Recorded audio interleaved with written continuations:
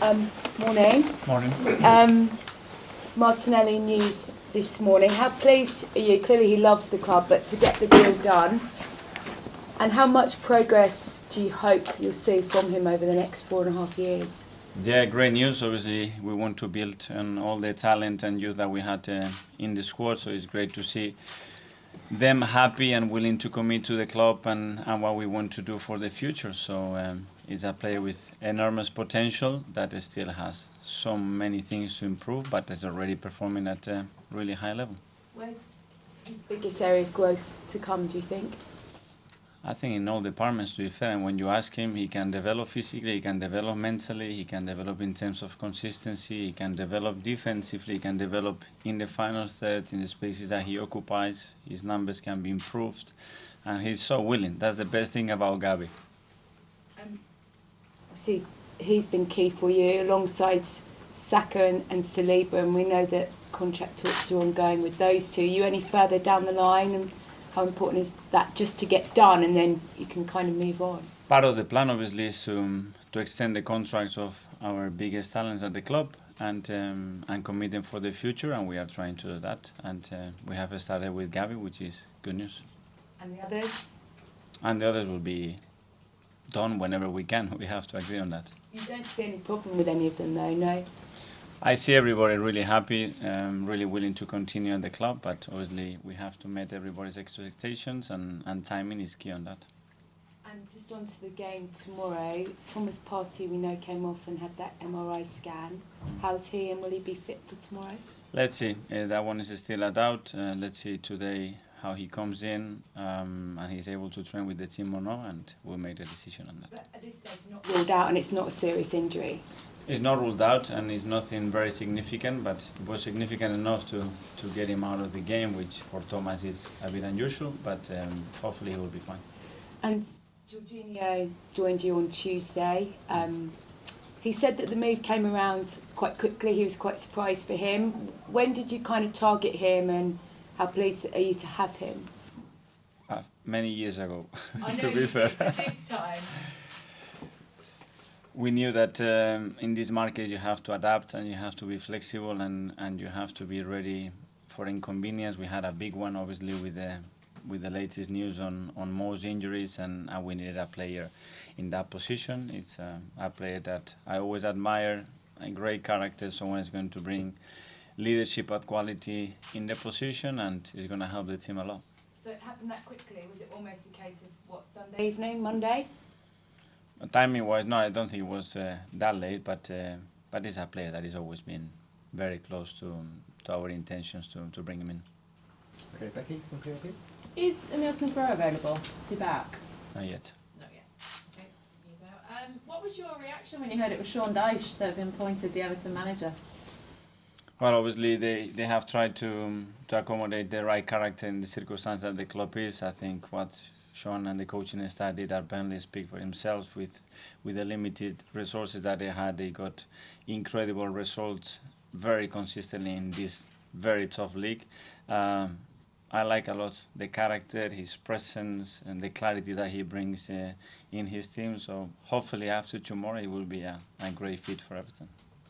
Well, on the game tomorrow, it's sort of second from bottom versus top on paper, but going to Goodison, do you think mentally it'll be a real tough test tomorrow? No, we have the experience in the last few years how tough it's been, and we didn't get the results that we wanted. When it's a new manager, the environment will change. A lot of things change during the week. So it's going to be a really tough test. Mikel, thank you. Ian from Talksport. Hi Mikel, how are you? Just tell us how happy you are with your January transfer business, bringing in Trossard, bringing in obviously Jorginho on the final day. Yeah, a really tricky one, but I think at the end it's a really positive one. I think we have three main key areas of positions that we wanted to improve and fulfill. We've done it.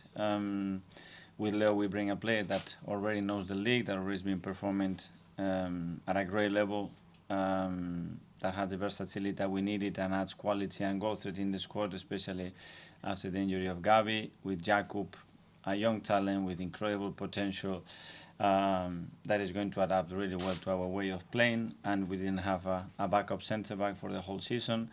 And then the last one with George, a player that speaks to himself. You look at his CV, his playing record, his quality. I think we made some really good decisions there. And as well, we have offloaded the squad with 3 players, Sambi, that needed time and games to develop the talent that he has. And I think in Palace we found the right club with the right coaching staff as well. So hopefully that will work out. And then Marquinhos, that needed minutes, and it's going to be a really tough but really good test for him to play in the league in a great club. And then with Cedric as well, that he was demanding minutes, and it was difficult to promise that to him. Is a player that we all loved, and it's been a difficult decision to let him go, but I think we have to respect as well his will to play. You've done what you wanted now. In a sense, are there no excuses if you don't win the title from the position you're in, the players you've got in, the squad you now have? If you want to put it that way, it's fine. How would you put it? Excuses? Yeah, so No. I mean, I think every team has been on 50 points at this stage of the season has gone on to win the league. So No, what we have to do is train really well tomorrow and win, and play well to win. That's the only thing we can do, because we cannot play every play that we have in the squad. I think we have to pick 11 and then the substitutes. So I'm glad you brought that up, because I was going to mention not necessarily just Chelsea, but in general, the amount that was spent in the January transfer window was unbelievable considering the times that we're living in. Good for football or not good for football? well, it's the context that we live in, you know, and we had in our side the possibility to do certain things that we didn't do in the summer, and we are always willing to improve the squad. I think the squad is still in a moment that we cannot waste any opportunity to evolve it in the way that, whether it is to give players minutes, whether it is to improve and give more depth to the squad. And I think every team tries to do the same, and And that's one why last it's so one. competitive. One last one actually on the game. I think it was 2 years ago, was it, that you were appointed ahead of the 0-0 draw with Arsenal at Goodison. How your team has come forward and the position you and the team are in now from that day. Yeah, it's been a while, and a lot has happened since, and I think we are in a much better position that we were at the time. And but we haven't won there for the last few years, so that's the task tomorrow. Mark at the back.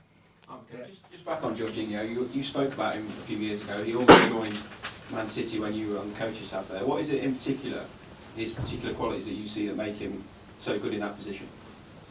His intelligence, his personality, his leadership skill, and then the way he understands our way of playing, and the qualities he has to implement that in football matches. And he's a player that will fit really well what we want to do. You mentioned when you signed Trossard that the squad can absorb a player that doesn't necessarily fit with the signings you've been making in recent years, the young players. Is Jorginho a similar kind of example of that? Yes, and then you have to adapt to the circumstances as well that we had, and obviously the injury of Mo, the significant injury of Mo, had to have a plan behind him that probably wasn't the case just before that injury happened, and we have adapted and we have improved the squad. You mentioned Mo there and his injury, and it's expected that his contract will be extended soon. Is that how the club look after their players? It was similar with you when you got your injury, but you obviously were kept and looked after. Is that what you want to nurture here? Our way of treating people, our way of living together, and what we expect from people is to give the maximum. And one is the other way around, and things become difficult. I think the club has to behave in the right way, and we have some really good examples, and we have to continue to do that. And finally, in the live section. Hi Mikel. A successful transfer window, of course, brought in 3 players in key positions, and that's been a theme that's run through previous transfer windows. But have you always been able to get the players that you initially wanted, and what needs to change maybe to make sure Arsenal get their priority targets in every window going forwards? I'm really happy with what we've done. For what you plan to, and actually what you can do in this industry, normally it doesn't happen, so you have to mold and adapt, and we've done that. The most important thing is at the end the profile, the person, and the qualities that we bring to the squad make us better, and I have no doubt that we've done that. And Sambi Lokonga's left on loan to get more regular game time. You've brought in a lot of young players in different positions, like Fabio Vieira in the summer, Kivior now. They're behind established players in their positions, and Lokonga's left off to get more minutes after failing to do that here. How would a Kivior and Vieira, for instance, know that they're going to get the minutes they need to develop at such a crucial age in their career? How do you know? How are they going to get the minutes? If they train really well and they play really well, I guarantee you that they will have the minutes. Because the other guys, they had the minutes. But to develop, sometimes you need to have them in a different position, different environment, and sometimes we have to mold that.